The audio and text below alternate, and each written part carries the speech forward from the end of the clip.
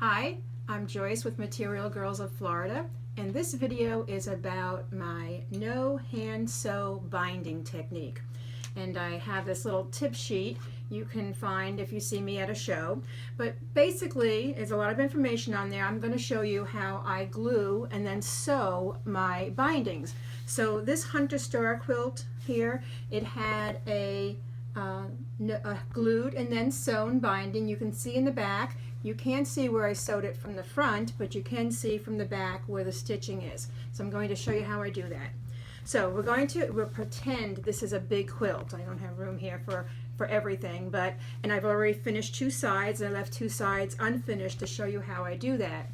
So I attached a 2 1/4 inch binding. That's what size I use. I cut my strip at 2 1/4, iron it in half, wrong sides together, and sew it down to the front of the quilt. So this is the front of my quilt. It's just a practice sheet that I'm putting binding on. And you have to use a scant 1/4 inch. And depending on what machine I'm using at home, my Bernina or my Pfaff, both allow me to move the needle over a notch or two to get a scant 1/4 inch. But if I'm using my Janome, as I did with this one, I just change feet. So my 1/4 inch feet, you can see it's kind of a wide foot there. It's too wide for this binding. So I use the regular foot, which I know, because I've measured it, is a scant 1/4 inch. And it's really important for this technique to sew it down with a scant 1/4 inch. Now on this piece, I sewed it with red, hoping you could see it a little bit better. So I sewed it all down, all the ways around, just like you normally do, nothing tricky. And then with the iron, we're going to press it out. Not to the corners, just on the sides.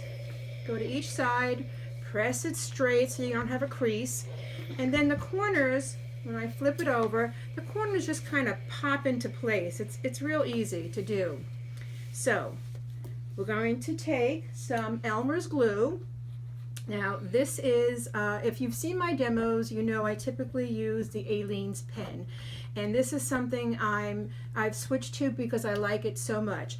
It's just Elmer's school glue. You can buy it in Publix if you run out. You can never not get Elmer's glue. And what makes it work so well is this tip that I'm using. So it comes apart into multiple pieces, so when you want to change over, you can just soak this in water. All 4 pieces can soak in water. It never rusts because it's stainless steel, and it's just really easy to use. Now here's the dot I'm going to make. So here's my sew line, and I'm going to put dots of glue just above that sew line towards the raw edge, about every inch or so. And typically, if I'm doing a big quilt, I would go through and do that for, I don't know, 6 or 7 inches, whatever was comfortable. So there's my dots of glue. I know it's hard to see on white fabric. And now I'm just going to pull this over. And because I use that scant 1/4 inch, it's covering that sew line, which means the glue will hold it. So I'm hitting it with the iron to hold it. And there it is. And I go through and continue to do that all the ways around. Well, let me just get to the corner so I can show you how easy it is to do the corner on this. There's more glue to hold it down. Hit it with the iron. So I fold right into the corner. Now when I turn the corner, I can actually make a little miter. If you can see this, it's a tiny little miter because this is a really thin binding. You know, you could do a 2 1/2 inches and have a wider binding. I've just always used a narrow binding, and that's what I do. So to get that little miter, I go back with my glue and hold this over. Now I'm going to hit it with the iron again. Whoops. And that will hold the corners until I go through and sew it. So to sew it, you go back to the front side. I stitched right in the ditch on the front side. Very, very close. You can just barely see the red thread. All the ways around, get to the corner. I go right into the corner, pivot, and keep going around. So when you turn it over, because it's glued, there are no pins to make it wonky.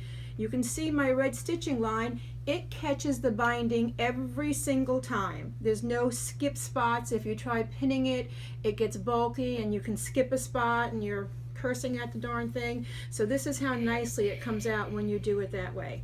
And that is the basic technique to doing that kind of binding. The only other thing I want to show you is the most asked question or difficulty I hear when I do quilt shows is how to join the ends of your quilt. So you've sewed your binding, you've done the corners, and again my little tip sheet has lots of diagrams on doing that, but here's how you finish. So when I started, I left a nice big tail.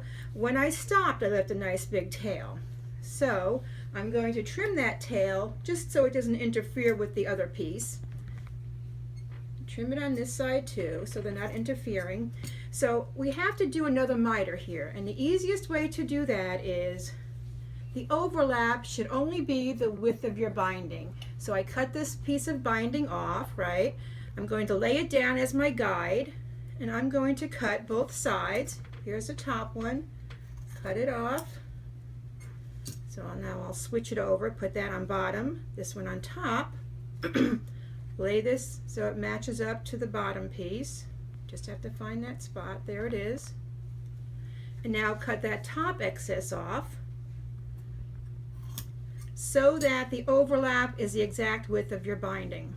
Now, get this out of the way, I'm going to take this corner and fold it on the diagonal. Whatever the width is, it doesn't matter. You don't need a ruler, you don't need anything. Just fold it on the diagonal. I'm using my finger to press this, and then I would take my pen. Thank you.